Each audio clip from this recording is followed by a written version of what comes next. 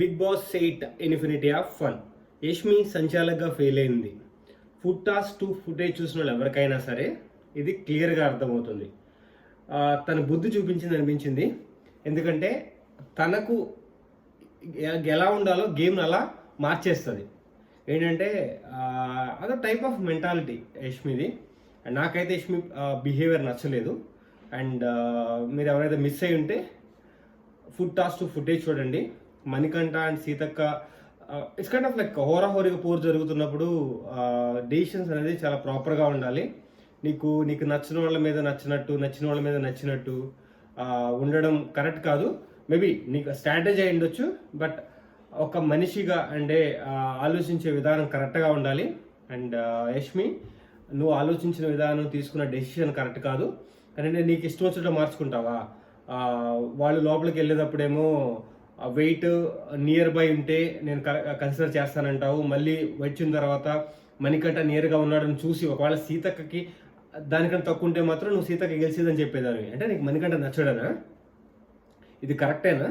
మళ్ళీ తర్వాత మణికంఠతో డెసిషన్ తీసుకున్నప్పుడు అది నా థాట్ ప్రాసెస్ లేదా నా డౌట్స్ అంటావు. అలాంటప్పుడు పాయింట్ తీసుకురాకూడదు. నువ్వే క్లియర్గా చెప్పాలి కంటెస్టెంట్స్కి. నువ్వే డౌట్స్ క్రియేట్ చేసి వాళ్ళకి ఒక పాయింట్ క్రియేట్ చేసి అండ్ ఎవరిదైతే నియర్ బై ఉంటుందో వాళ్ళు గెలుస్తారని చెప్పి ఏంది యష్మి?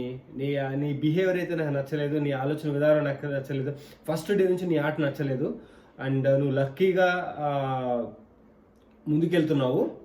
అండ్ ఎవ్రీథింగ్ నీకు లక్ కలిసి వస్తుంది. బట్ అది ఆల్వేస్ వర్కౌట్ అవ్వదు. బట్ నువ్వు మనుషులతో అండ్ తీసుకునే డెసిషన్స్ ప్రాపర్గా ఉండాలి.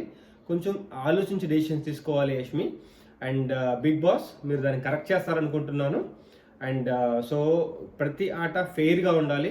అండ్ నాకు ఇష్టం వచ్చినట్టు నేను గేమ్ని మార్చేయకూడదు. నాకు వచ్చిన డెసిషన్ చేంజ్ చేసుకోకూడదు. అండ్ సో ఇది ఏమనంటే సంచాలక నా డెసిషన్ ఫైనల్ అంటే నేను ఏ డెసిషన్ తీసుకుంటే కరెక్టా Yashmi? So Big Boss please correct it. And నా సైడ్ నుంచి అయితే నాకైతే ఇది నచ్చలేదు. And but Manikanta you are good. And నీ ఫైటింగ్ తర్వాత బాగా నచ్చింది. సీతక్క ఈజ్ ఆల్వేస్ అది ఎక్స్పెక్టెడే.